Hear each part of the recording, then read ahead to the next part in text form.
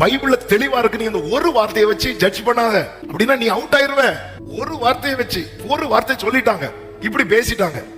ஆனாலும் நீங்க சில பாருங்க, சில கோபத்துல புருஷன் பேசுற வார்த்தையை மனைவி வச்சு வச்சு பேர பிள்ளைக்கு கல்யாணம் நடந்தாங்க. எல்லாம் கரெக்ட் தான். ஆனால் நீங்க அண்ணா இப்படி பேசுற பல்லே கிடையாது, எல்லாம் போச்சு. அப்படி நீங்க பேசியிருக்க கூடாது. வேற எப்படி பேசியிருக்கணும்? ஒரு வார்த்தையை வச்சு என்னை குற்றப்படுத்திட்டு இருக்கோம்.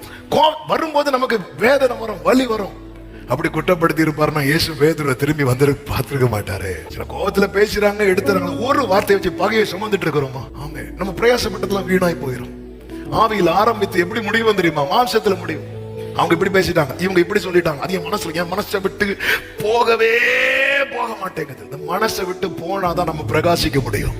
என் ஜனத்தினுடைய அடிக்காயத்தை குணமாக்கும் நாளில் சூரியனுடைய வெளிச்சம் எப்படி இருக்கும் தெரியுமா? 7 பகல் வெளிச்சமா இருக்குமா. இன்னைக்கு நிறைய பேருக்கு ஷைன் பண்ண முடியல. அவங்க என்ன இப்படி சொல்லிட்டாங்க, இவங்க என்ன இப்படி